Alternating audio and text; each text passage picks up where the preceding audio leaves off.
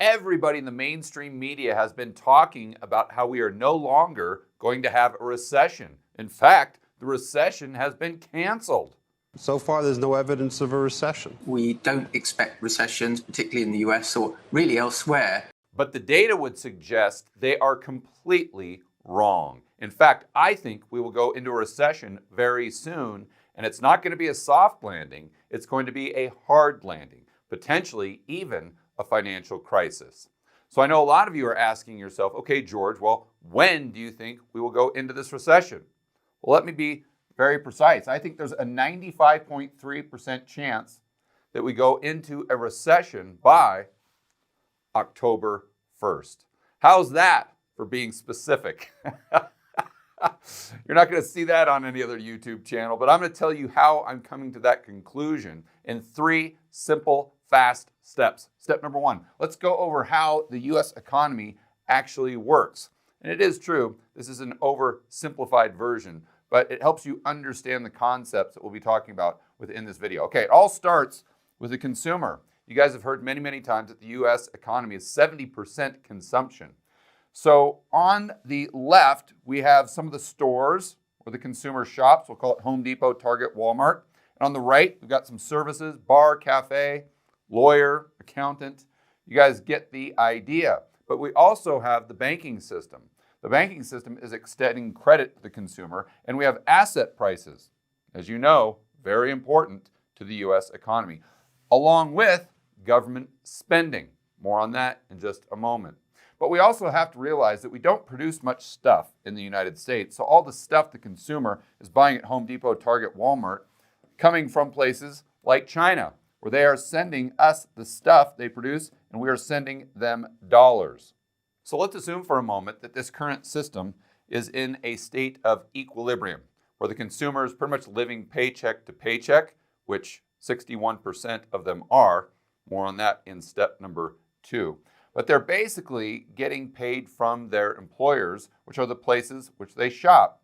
So that's why I've got dollars going to Walmart, Target, Home Depot from the consumer, but then dollars going right back to the consumer because these are employers. Same things with the bars, cafes, and the lawyer, the services side of the economy. Okay, well, if this is in an equilibrium, they're basically living paycheck to paycheck. What happens if you take away one of these sources of income to the consumer? And let's just use an example, something like stimulus checks.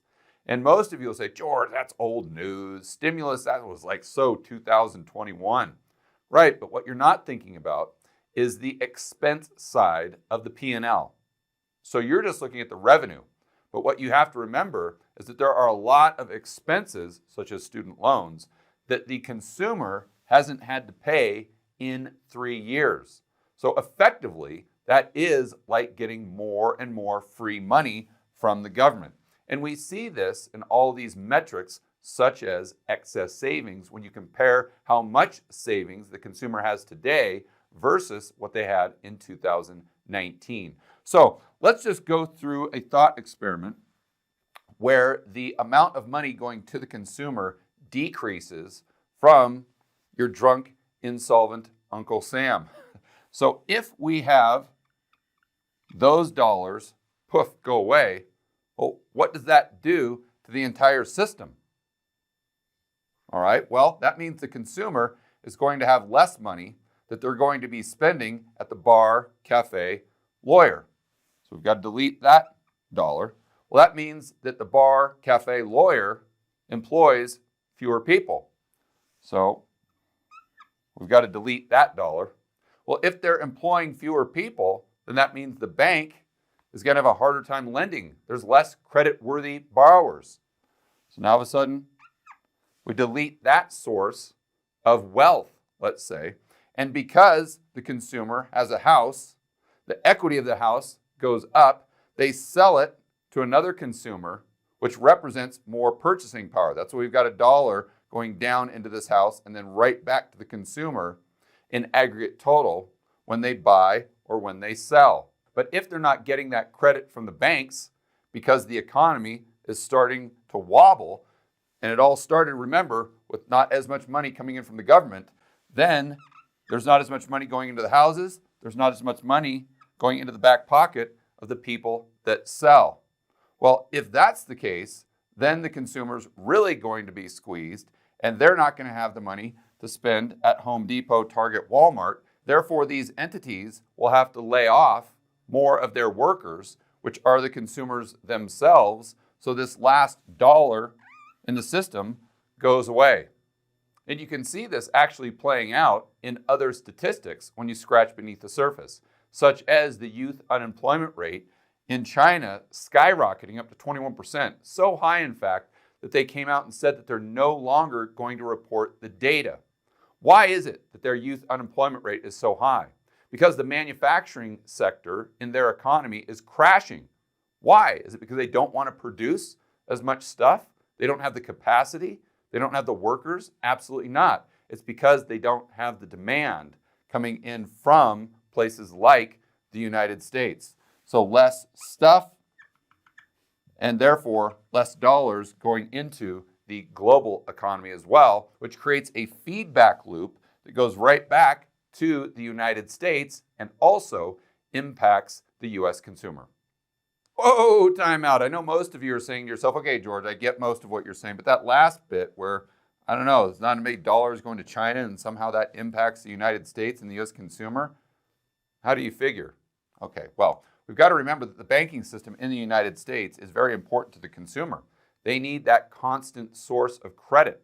But this banking system in the United States is also dependent upon the banking system outside of the United States.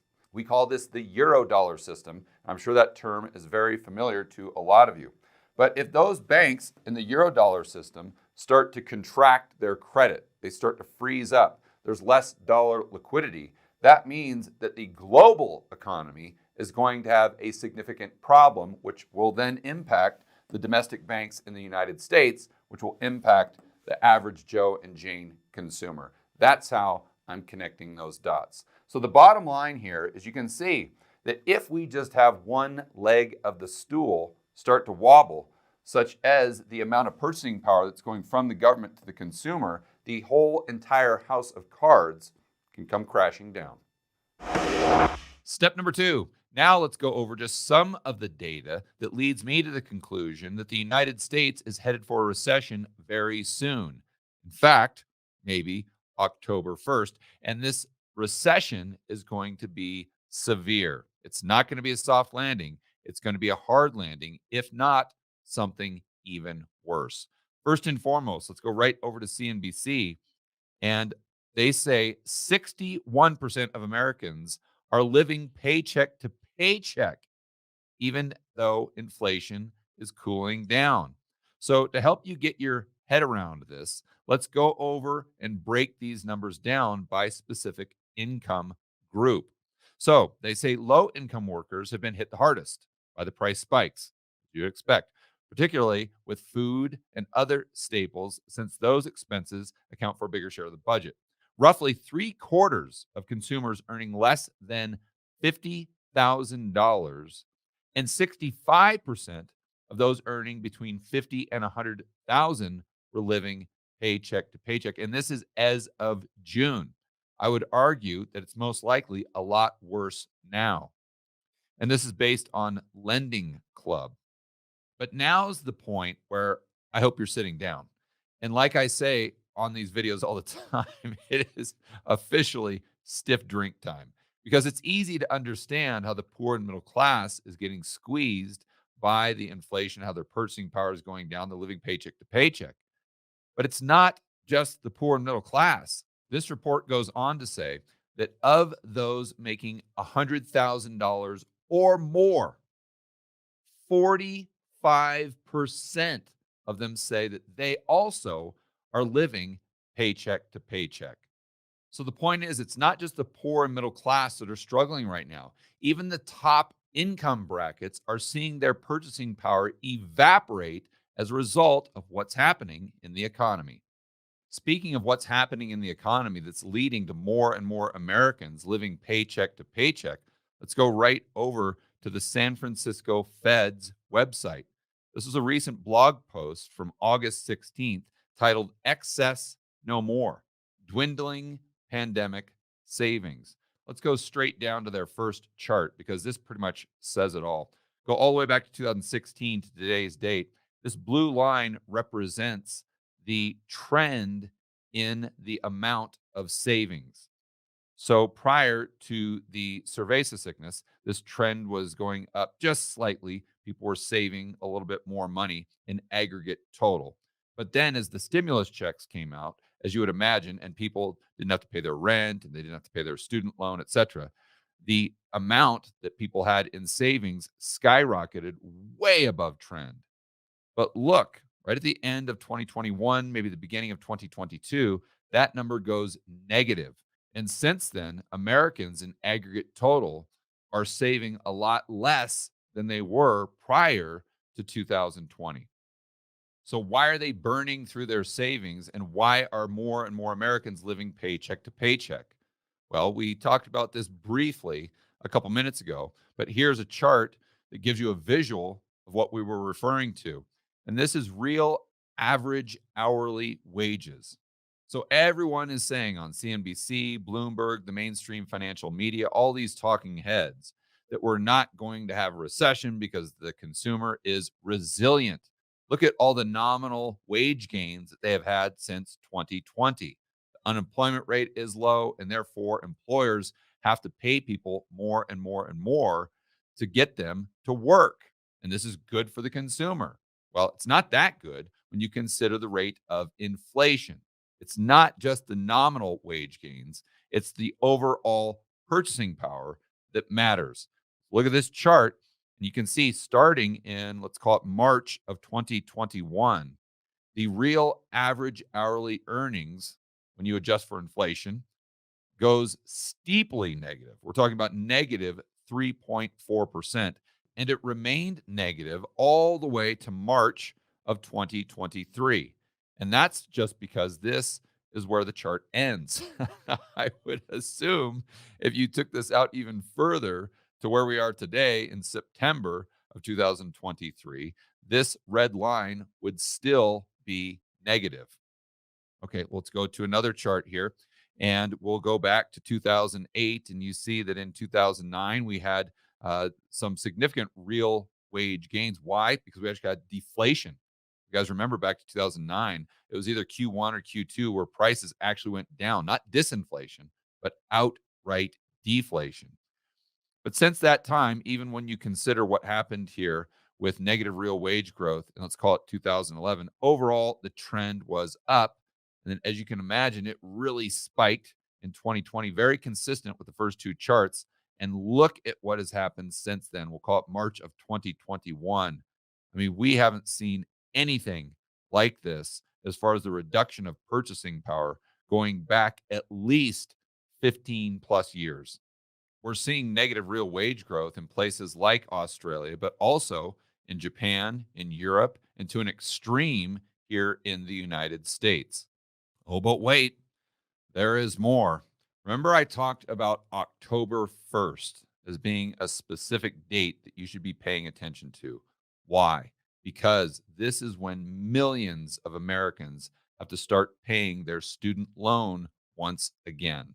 So, at the beginning of this video, we talked about how the stimulus payments were really impacting the revenue side of their profit and loss, if you want to look at the individuals having a P&L.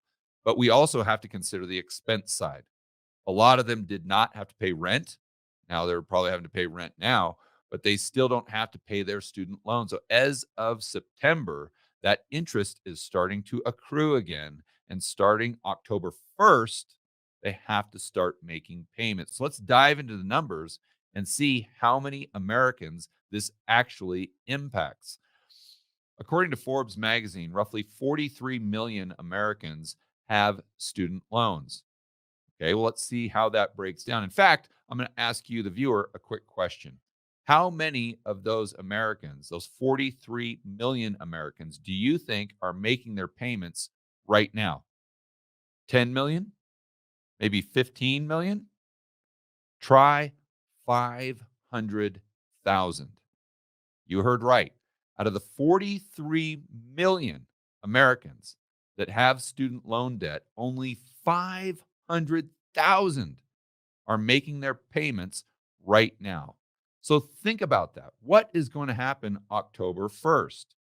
Well, if we do the back of the napkin math, you can see that this breaks down by 6.4 million of them are actually in school. Okay, fine. So they're not going to have to make those payments. Then you've got 1.6 in a grace period. You've got the 0.5 million or 500,000 that actually are making their payments. You got 3.1 million deferment, 24 million in forbearance, and 5.1 just in flat out default. So if you exclude the 6.4 million that are actually in school, and if you include the 1.6 million, the 3.1 million, the 24 million, and then we'll just exclude the people in default, now you're looking at roughly, we'll call it 27, we'll call it 30 million people approximately will have to start making their payments October 1st. So then the question becomes, okay, well, how much will they have to pay? Well, the average borrower, the average monthly payment is $400. So think about that. It's 61% of Americans and 45% of Americans making over $100,000 are living paycheck to paycheck. How on earth are they going to afford an extra $400 a month? The answer is they're not going to be able to afford to make those payments, or they're going to have to take spending away from some other place. And that goes right back to what we were talking about in step number one when we were going over the overall United States economy and that being centered around the consumer. If the consumer has less and less purchasing power, that means less money going to the businesses that are going to have to start laying off more and more people, increasing the unemployment rate, which means the consumer has less purchasing power. You go into this doom loop or this self reinforcing process that takes us straight into a recession, if not something worse. But the story doesn't end there. Let's pull up another chart of a very interesting statistic. This is GDP plus. Now, what this does is it kind of averages out two metrics GDP, you've all heard of that, but also GDI, which is a representation of gross domestic income or an approximation. And usually, GDI is an even better recession indicator than GDP. So, what this chart does is it kind of averages out the two of them, which is represented by this, call it reddish, orange, brown line. Those of you in the chat or those of you in the comments can tell me what this actual color is. But we can see this going back to the GFC. And if we look at an even longer dated chart going back to the 1960s, the 1970s, we can see that it's very consistent with recession, meaning that once this line, this orangish brown line, goes under the zero, once it goes negative, you're almost always in a recession or on the brink of a recession. And if we fast forward to today, you can see that once again, this line has gone negative, which, if history is any teacher, it would imply that we are right on the brink of a recession, or we could even be in a recession right now as we speak. Step number three. Now let's address some of the arguments from this guy, your friend and family member, Fred. And you all know who I'm talking about. You all know somebody, or a lot of people, that would fall into this category. This is the guy that back in 2019, 2020, when you were talking about a central bank digital currency and how this could be a very big deal and how this is something we want to avoid, they were the ones that were saying, oh, what are you talking about? You tinfoil hatter, you conspiracy theorist. We'll never have a central bank digital currency in the United States. And they're also the ones that will always say the government would never do that, fill in the blank. And they've been saying this since 2020. The government will never lock you in a cage. The government would never force you to inject some sort of foreign substance into your body. I mean, the government would never censor you.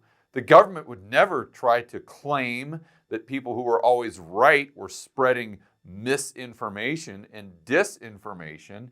And these are the exact same people that are telling you now, oh, the United States will never go into a recession. I mean, that yield curve thing, that's old news. That doesn't work anymore. The yield curve is dead, as they sit there and tell you over and over and over again that you're some sort of doomer. And then they always follow it up after you give them fact after fact after fact, data point after data point after data point, or maybe you share this video with them. They always follow it up with, oh, well, yeah, but this time it's different. Why? Because the economy is incredibly resilient. And they'll say things like, oh, the unemployment rate is low, or corporate profits haven't dipped that much, or real rates, yeah, they're positive, but they're not that positive to where it would really impact the overall economy. As a matter of fact, I think the person who sums up this view very, very well is none other than Joe Biden himself. Editor, let's go to a recent quote from our president. Overall, Americans are living more abundantly than they ever have before today. More than 2.5 million new jobs were created just in the past year alone. That's the biggest percentage increase in nearly 20 years. People are earning more than they ever have before in history. Despite this record of achievement, as we turn to the future, we hear once again the familiar voice of the perennial prophets of gloom, telling us now that because of the need to fight inflation, because of the energy crisis, America may be headed for a recession. Let me speak to that issue head on, he says. There will be no recession in the United States of America.